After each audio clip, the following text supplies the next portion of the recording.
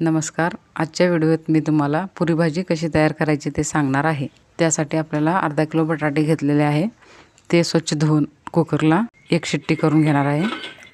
आता बटाटे उकळेपर्यंत पुरीचे पीठ मळून घेऊयात. त्यासाठी आपल्याला 2 ग्लास गव्हाचे पीठ घ्यायचे आहे. गव्हाच्या पिठाऐवजी मैदा पण घेऊ शकता. मी इथे गव्हाचे पीठ घेतलेले आहे, कारण गव्हाचे पीठ मैद्याच्या पिठापेक्षा चांगले असते. मैदा हा पचायला जड असतो. आता आपल्याला 2 चमचे रवा घ्यायचा आहे.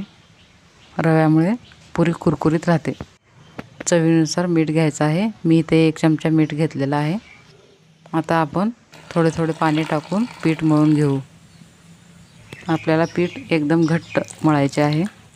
पीठ पातळ झाल्यानंतर पुरी फुगत नाही आणि पुरी तेलकट होते.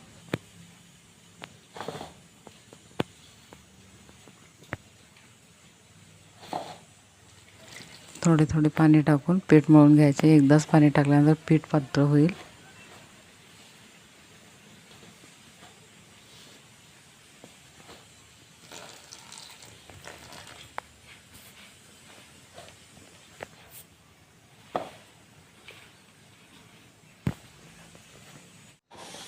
हे बघा, पीठ घट्टसर असं मळून घेतलेलं आहे. आपल्याला असंच थोडं वेळ मळून घ्यायचं आहे.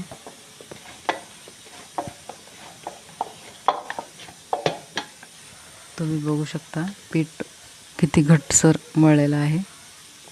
हे आपल्याला अर्धा तासासाठी झाकून ठेवायचं आहे. आता आपल्याला भाजी करण्यासाठी त्यासाठी 3 टोमॅटोची पेस्ट, 4 कांद्याची पेस्ट, आलं लसूण पेस्ट, कढीपत्ता, बारीक चिरलेली कोथिंबीर, डाळव्याचे पीठ, उकडून घेतलेले बटाटे हे सर्व लागणार आहे. आता आपल्याला सर्व मसाले एकत्रित करून घ्यायचे आहेत. ते आपल्याला 1 चमचा गरम मसाला, 2 चमचे काळं तिखट,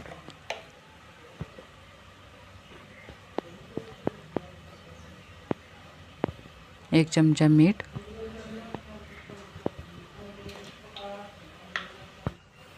चिमूटभर हिंग, 1 चमचा हळद हे सर्व एकत्र करून घ्यायचं.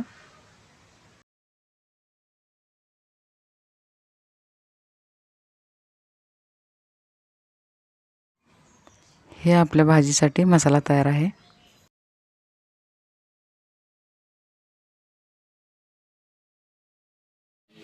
आता इथे मी डाळव्याचे पीठ घेतलेले आहे. त्यात थोडे थोडे पाणी टाकून त्याची पेस्ट तयार करून घेऊयात. त्यात गड्डे गड्डे असे राहू द्यायचे नाही.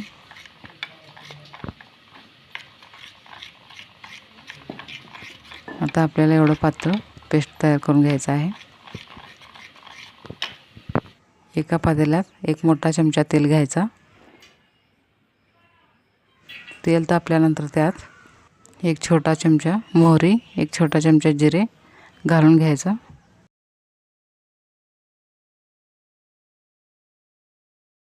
जिरे मोहरी तडतडल्यानंतर त्यात कांद्याची पेस्ट घालून घ्यायची.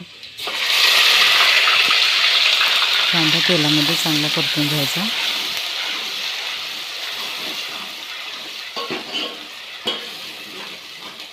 नंतर त्यात मिक्स केलेला मसाला टाकून घ्यायचा. नंतर सर्व एकत्रित करून घ्यायचे. तुम्ही बघू शकता कलर एकदम छान आलेला आहे. वास पण एकदम खमंग येत आहे. नंतर त्यात टोमॅटोची प्युरी टाकून घ्यायची व ते परत एकत्र करून घ्यायचे.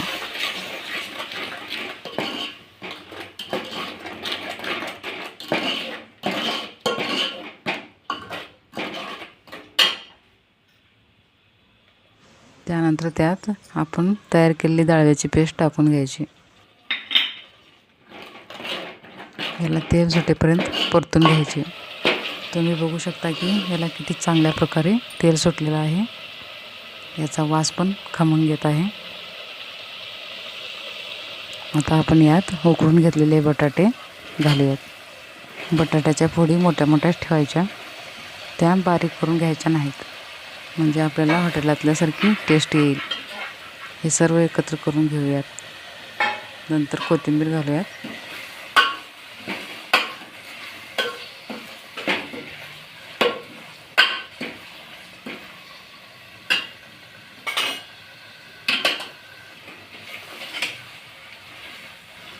हे सर्व एकत्र करून झालेलं आहे.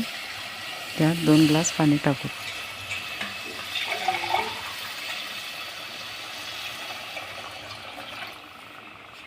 नंतर हे सर्व मिक्स करून घेऊ.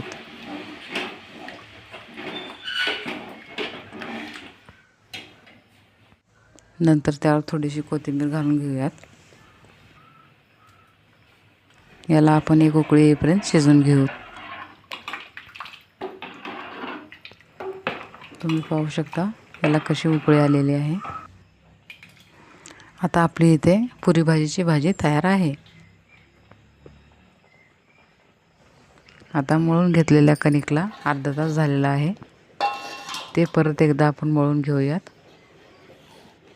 याला परत एकदा मळून घ्यायला पाहिजे, नाहीतर आपल्या पुऱ्या चांगल्या होणार नाहीत. हे पीठ छानपैकी मळून घ्यायचं.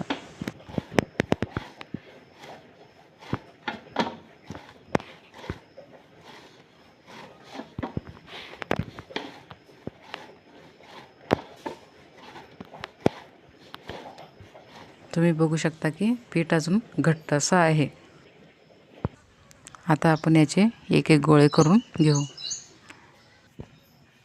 आता आपल्याला चपातीसारखा एक गोळा करून चपाती लाटायची आहे.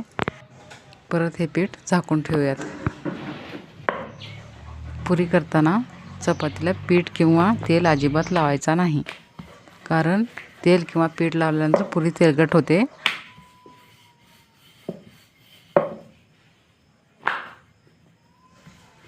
आता आपल्याला अशी चपाती लाटून घ्यायची आहे.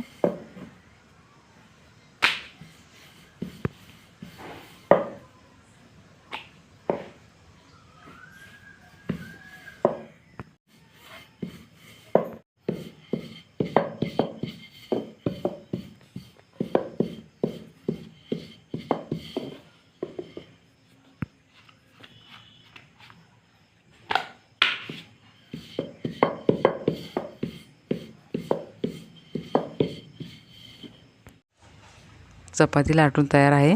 ते एका प्लेटाच्या किंवा वाटीच्या सहाय्याने पुऱ्या काढून घ्यायच्या.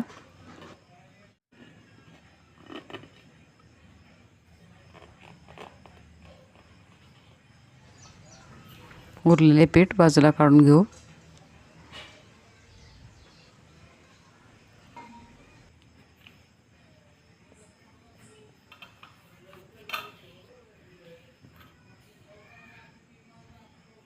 ही पुरी आपल्याला एवढी जाड हवी.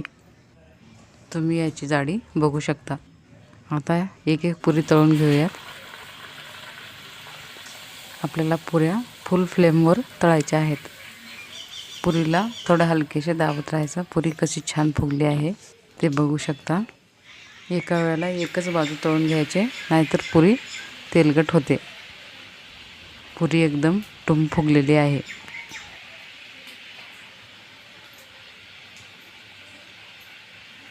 असंच एक एक पुरी तळून घ्यायच्या.